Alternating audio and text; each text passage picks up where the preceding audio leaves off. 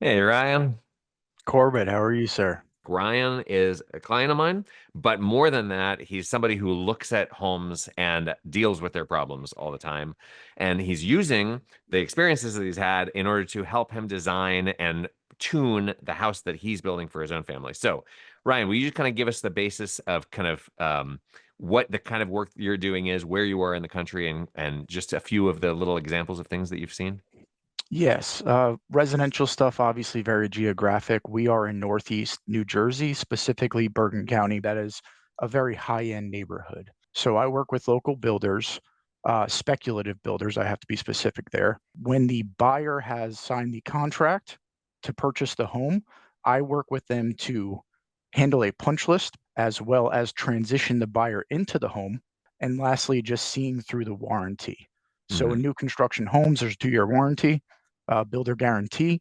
I work with the owner as far as transitioning through any of the hiccups along the way. By the way, real quick, speculative build means you're building a house so that you can just sell it when it's done to whoever wants that kind of a thing. So if you spend money on like some upgrades or if you build high performance stuff into it, that's generally seen as a little bit riskier because like what if everybody only wants the cheapest thing possible? So I think that that's a misconception because like Scott True, for example, who's been on this channel and Matt Reisinger's channel a bunch of times, builds high performance spec homes all the time. So if you're a builder out there and you can build the same house again and again and again, I think if I was a builder, that's what I'd do. So I want to hear some of your stories and like the specific things that you've seen that might have spooked you into like making sure that you build your house the right way, and Yep, also hear about your house so that you can share with everybody.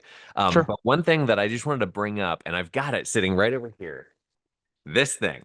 I heard about this Residential Construction Performance Guidelines. This is by the NAHB, the National Association of Home Builders. This is actually not, this has nothing to do with home performance. When they build a warranty, this is what they're warranting. So, this is kind of what the NAHB came up with a standard by which the states can measure whether a builder built something that's like good product, a quality product. And it's things like, is the grade sloping away from the house? Is the roof free of aesthetic problems, or it's very light. That's all I'll say. So, how many times are you hearing from people things like comfort issues, humidity issues, stuff like that, that is actually not covered by warranty at all? Because like, and we don't know that until we come up with a problem and Yep. try to challenge it. Uh, I'd say I took a look through our system just to look at sort of the tickets and things. I'd say if not our number one complaint, it's top five, for sure, top five. And it's the most frustrating Mhm. because For everyone. the homes that we work with are they're higher end spec. A lot of these homes also have incredibly tall ceilings, all the windows, a lot of the things that look beautiful and provide that aesthetic, but also the dichotomy of the performance part, there's comfort issues. Unfortunately, a brand new home does not mean it's perfect. It just does not. I mean, construction is construction. If you're building custom, there's several months of tweaking and massaging to get through things. Spec building, in no way are they low quality, but back to the performance part, it is top 5, absolutely, and it's multiple visits. It's sometimes 3 to 4 different contractors because, most builders work with a host of HVAC companies, so it's, even though this person built it, they're not troubleshooting it after 2 or 3 times, really dialing it in. Let's bring in someone else to understand what's happening. It's an evolution that ultimately leads to, in most instances, the education of the homeowner to introduce humidity control. Mm. I'd say humidity control number one, but even then they start to understand what is an ERV and things like that. I think I would start to worry if I was in your shoes that you could have a problem that in almost every case you get to this point where the homeowner just kind of gives up when they're like, okay, it's fine, it's good enough. Like I'll just deal with it. I want to stop talking about it. Is that Yeah, has that been your experience at all? for sure. And they float. So, meaning, we want to have positive relationships with these people. And I feel that's why builders work with someone like myself. And the sake that it's the same face that the owner gets to deal with. I have a small team as well, but meaning it's the same people. We understand from when the home was handed off what has happened to date. So it's not someone brand new, like, tell me what's going on. We have that relationship. We want them to be happy. But the dichotomy of the spec build is you don't know what their nuance things are going to be that they pick out. And then they're living in the house and it's, I just paid X millions of dollars for this home, and here's the problem. Here's the problem. Here's the problem. I think sometimes they go away until they resurrect themselves in frustration through a different problem in the future. So Hmm. it could just be something completely not connected, but it could trigger that emotional part where they say, and this is still here. Every time I walk through this room, I see this thing. And okay, Yeah. yes.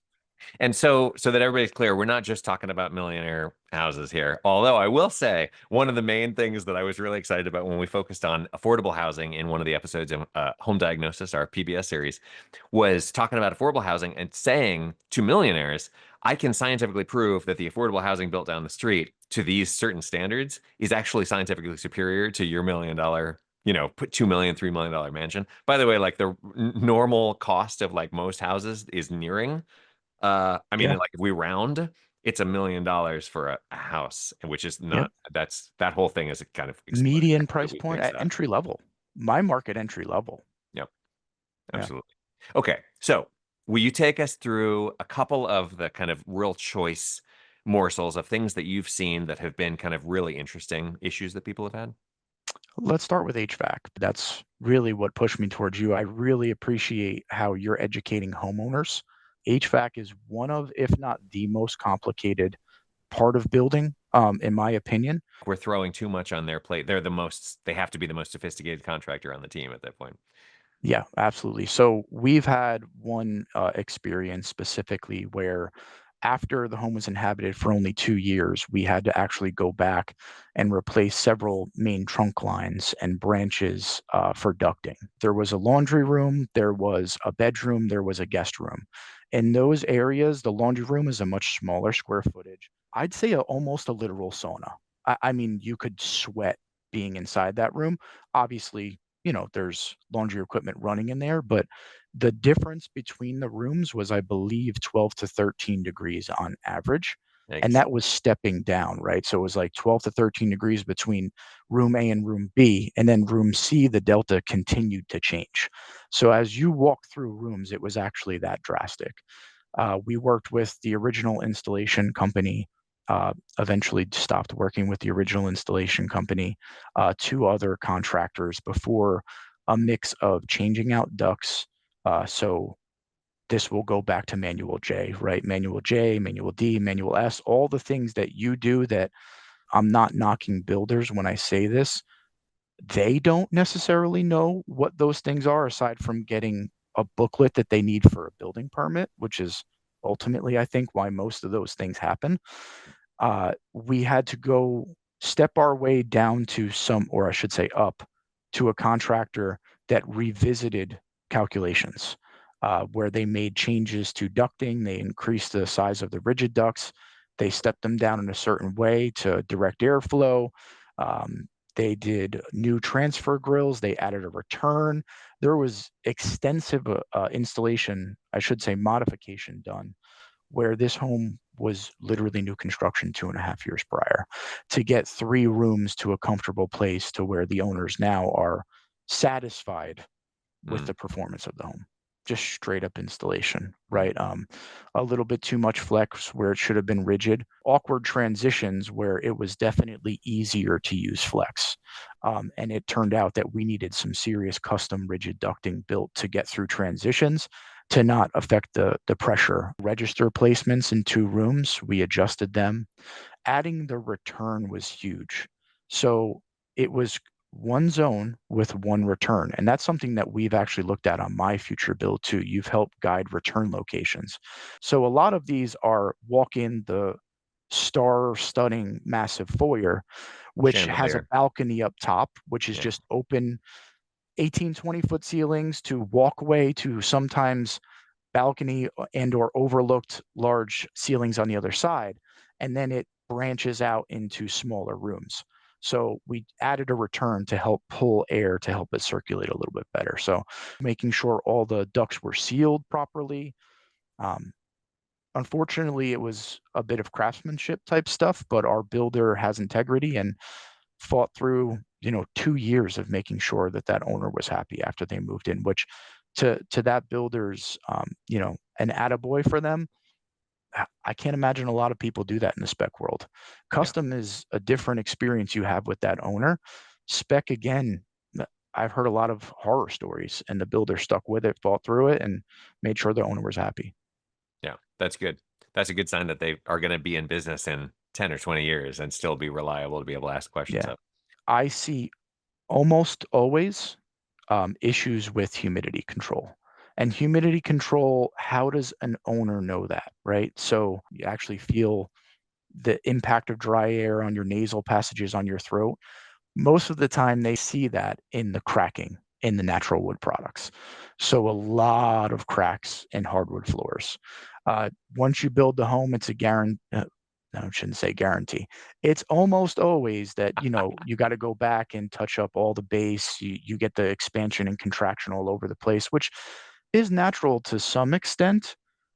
But, and you probably know the science better than I, when you walk into a home that's got these massive cathedral ceilings and these huge window banks and these massive open floor plans with zero humidity control. I mean, there's no dehumidifiers, there's no humidifiers.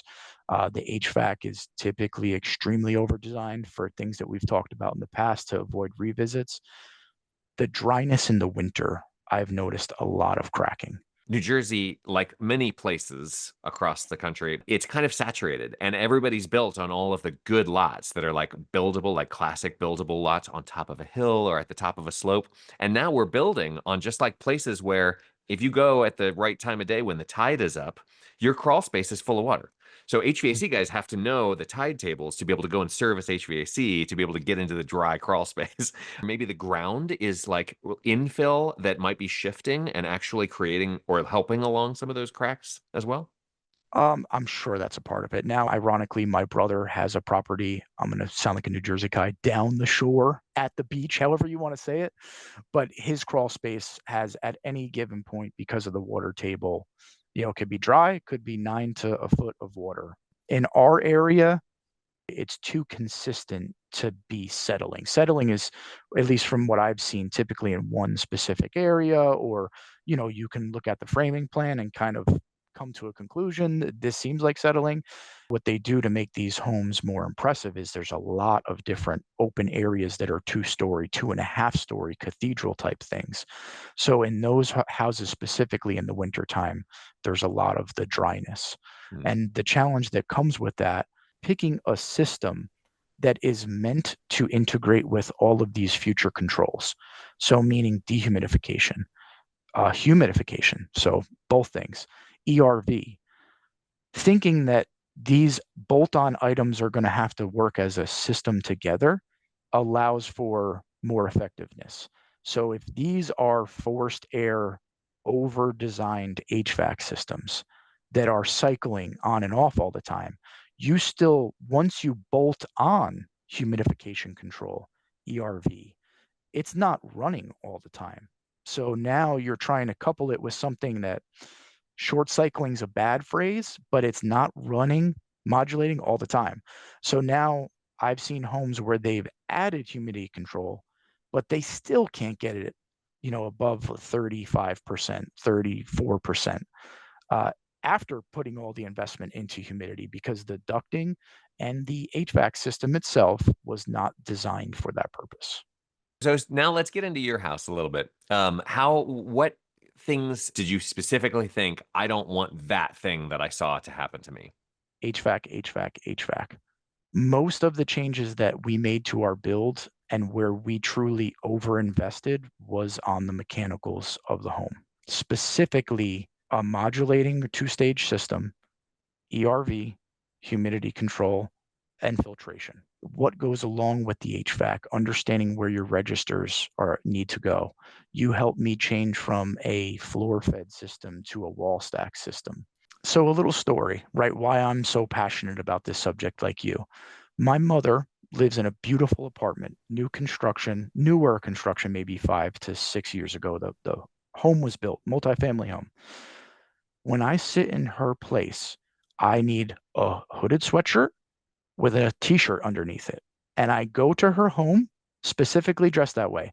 Our child has multiple layers of clothing because I am freezing and then I am sweating and I feel as though you're almost like a sick feeling when you have like hot sweats.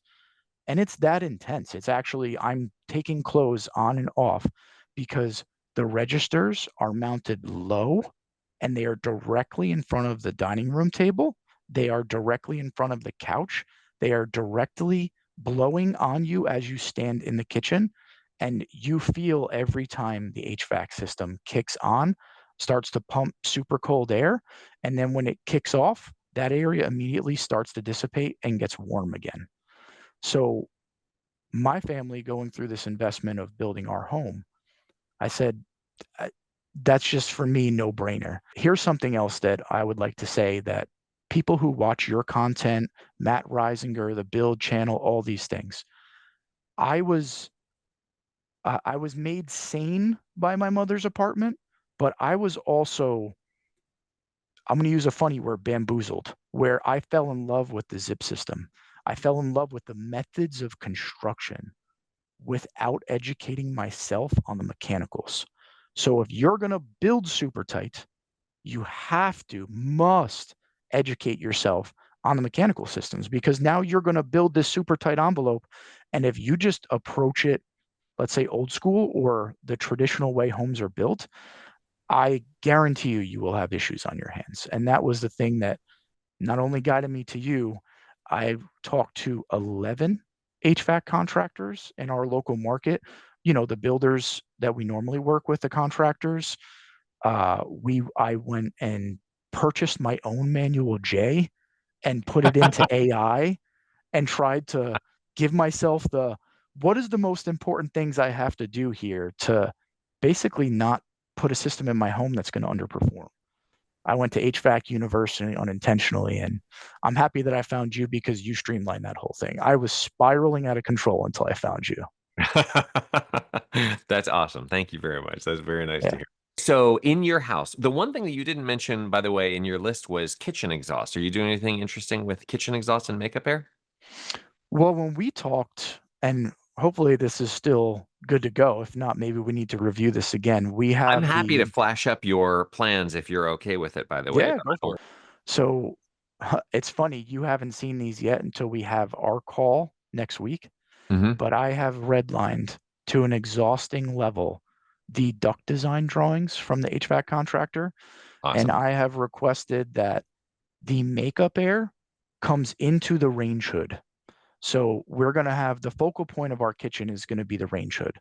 So when you walk in, I love that so much. Thank you for saying that because I literally just got off the call with somebody who was like, yeah, cooktop on the island, exhaust in the ceiling 10 feet up. And I'm just like, so I love that you're making it a focal point. That's very, very cool. yeah. So, and again, at your advice, but also it's, just ironically the design of our home, it makes sense for the range hood to be the focal point of the kitchen.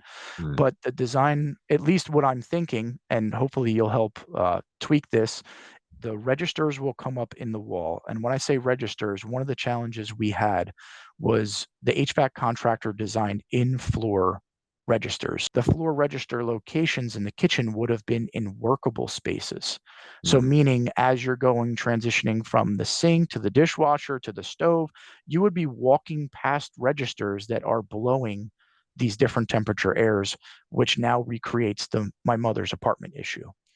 So back to the range hood, I want to have, because either the wall stacks will be on both sides opposite of the kitchen or a linear diffuser bar in the range hood that provides the conditioned air along with another register that provides makeup air all built into the same hood. So obviously there's the exhaust from your cooktop, right? So the exhaust direct vented out the side of the house, 10-inch round, but then inside the box compartmentalized will be different ducting that will provide the makeup air And if we choose that option versus the wall stacks on opposite sides, I would like to build in actual conditioned air coming out of the range hood. So fancy, it just looks like grills. And the actual real world application is we have upper cabinets that are going to be flush mounted to the ceiling. So now where do you put your wall stacks? So if that whole wall, that whole area where you need to push the conditioned air out of has uppers built into the ceiling with crown, where do you put your wall stacks now? So floor, you blow it on the people in the kitchen. Wall, there is no wall. What do you do? If we build in a large range hood, now we have control to hit the space, but now I can still have upper cabinets as well. You're just basically using custom cabinetry to hide a bunch of really cool mechanical stuff that's going on there. Exactly. So That's a lot of great. the cabinets will have some ducting behind it, but as long as we have the storage space for the glasses and plates, we'll make it happen. Nice. Like so many of my other clients, you come to this kind of a discussion. You've been talking with your architect about this. You know what your ACH 50 target that you're aiming for is. When I say, you okay with using ERV to exhaust from bathrooms? You're like, oh, yeah, that's exactly Yeah. what I want. So those kinds of things, I just love how YouTube has given us this ability to really learn how to do a lot of this stuff. Are you putting in the ceiling fans? I had somebody today Yes. who said, my wife said no ceiling fans. So Oh no, we're good on ceiling fans for sure. cool. Anyone who's designing a home, you should challenge your architects. So everybody, I assume, has best intentions, but they're not going to live in your space. So all of these discussions we're having are a long evolution. This is a lot of different, you revisit your drawings for a different reason. You think walking through your space and you go, oh, wow, I didn't realize that. That could be an issue. Let's think about that. So originally, from a budgetary perspective, we were not going to finish the basement, but we designed in a finished basement on our drawings. So when it comes to how are we getting mechanicals pushed around? So to cap, our home is a renovation. I should specifically say that. We didn't say that yet. So this is not a new construction home. If you are renovating, you are likely going to have the same challenges we do, that you don't have tall ceilings. You don't have large design space like people want today. So in our area, we chose renovation over new construction from a budgetary perspective, honestly, and taxation.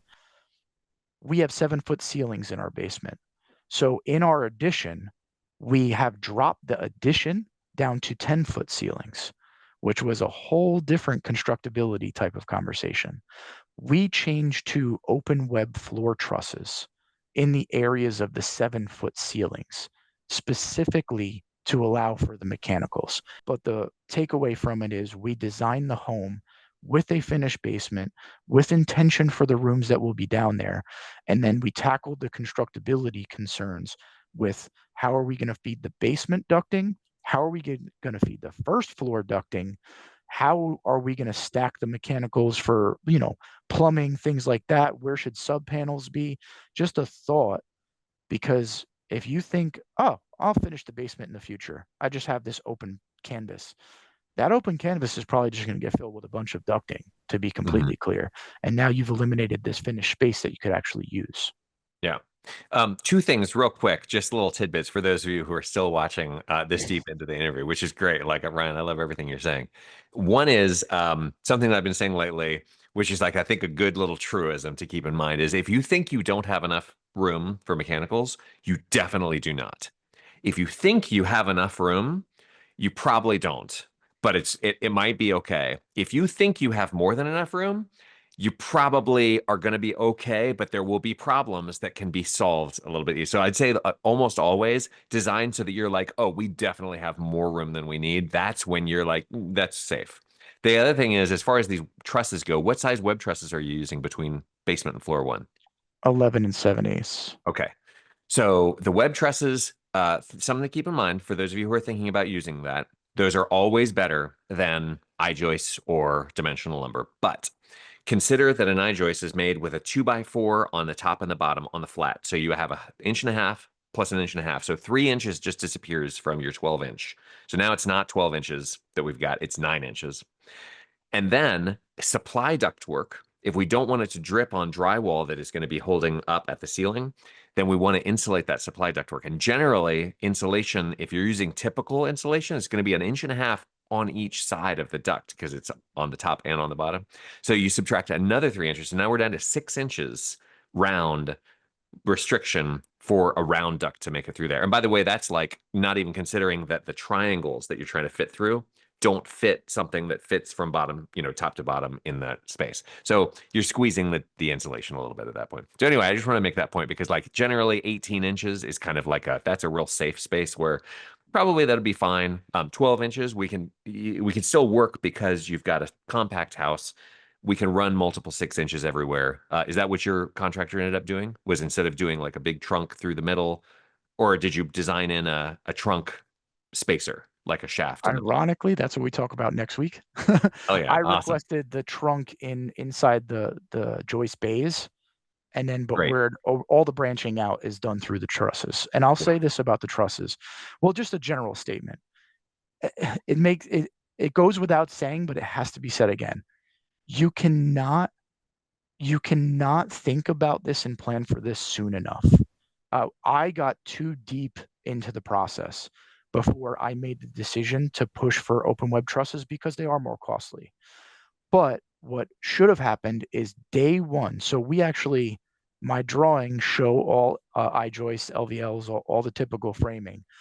I made the field change, got it blessed by the architect, and then I ended up working directly with the truss manufacturer on a design. And here's the takeaway: I would discuss with your architect to design in trusses. Even when they're on paper, go to the manufacturer of the trusses, have the understanding of what your ducting is going to look like, because then you can fabricate the trusses around those large ducts if you don't have any other way to achieve what you want.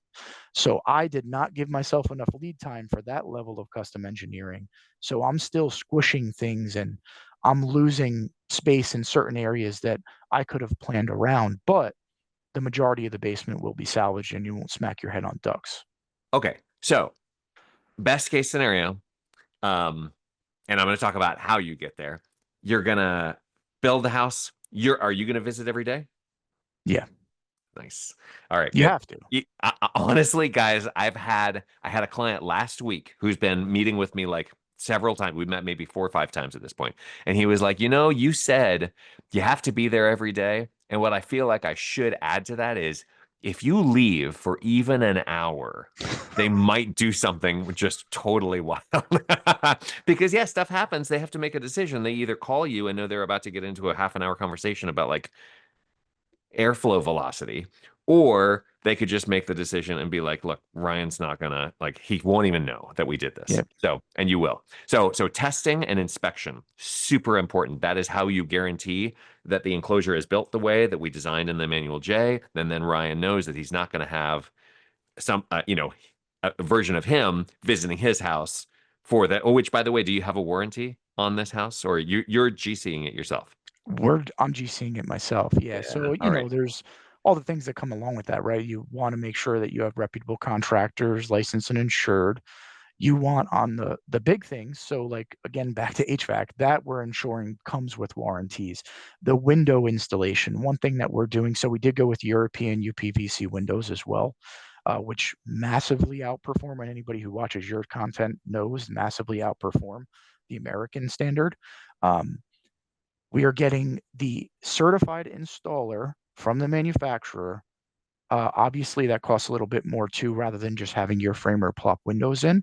But that comes with a 2-year unlimited adjustment warranty on windows and doors.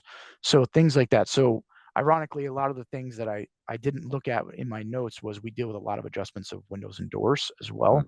on the warranty side of back on the spec builds. That was one thing we can end this with that I also took away, ensuring that it's not just your framer. And I'm not knocking the framers and I'm not saying they're not going to do a good job, but here's what happens. Your framer puts them in. Your framer frames houses.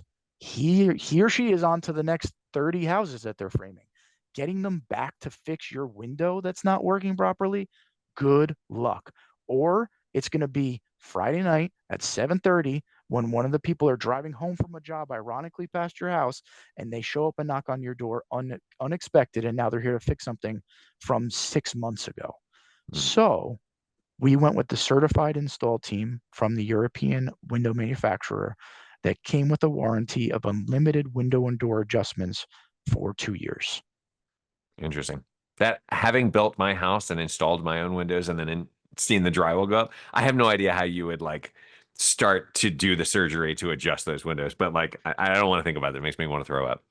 My markets, at least specifically where these houses are, is a lot of stucco cladding, and stucco has expansion and contraction as well. So even just the flashing details around those windows, uh, luckily we haven't dealt with it, but every time we have the certified Anderson, certified Marvin technician come and assist us with a lot of this stuff, I always pick their brain, and they see a lot of where the stucco is flush up against the frame, and everything. I don't know if your area is the monochromatic white exterior, black windows, Mm, the expansion and contraction that happens between the marriage of the color black on the frames of the windows and the stucco cladding actually pinches the windows to where a casement window, you actually can't open it. You have to physically push it with your body weight for the casement to open.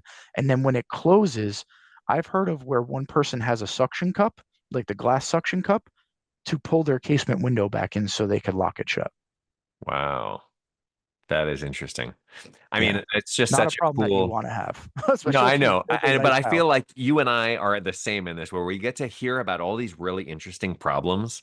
And I just find it it enriches my brain to know. And I know that like problems are not nice, even when they're other people's. But it's like the world is full of suffering, and at least our suffering is interesting in this kind of a niche. So, I'm blessed with the type of work that I do. I work on a project basis. I'm in the construction industry. I can kind of bounce around a little bit. Uh, a job table, Home Depot, folding 6 foot plastic table, boom. Air card if you don't have internet on site, noise canceling headphones.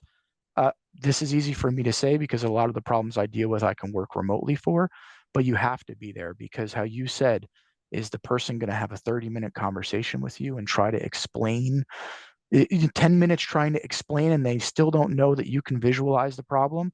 You have to be there to just walk upstairs and say, yes, we're going to do it like that.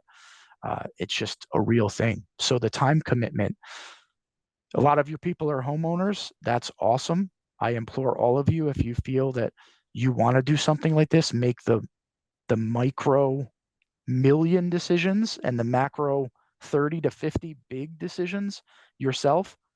Go do it. Consult help. If you have the ability to have maybe one of your kids or a neighbor or someone you have a relationship with who could just be there to assist, in construction, I've learned you got to have someone on site who's competent and can make decisions. And you also have to provide your team with the support to get something done. Because if you don't have an answer to that question, they will answer that question themselves because it's going to hold up their job. And if their answer is not your answer, you're stuck with their answer. yep. And if you want it changed, okay, we're happy to do that, but it's going to take 3 weeks. And then Yep. it's, And here's the bill yeah, for it. that's right. So awesome. Ryan, thank you so much for sharing your experience and please keep up the great work out there, man. Thank you so much, Corbett. Pleasure. I'm very excited to talk more about your house. Maybe we'll have more updates from Ryan on his house. You guys feel free to ask questions if you have questions for Ryan about the stuff that we've seen today. If you have comments about other warranty related stuff or callbacks, that's all very interesting and part of real life in building. You have been listening to the Building Performance Podcast. Please do make sure that you're subscribed. Tune in next time.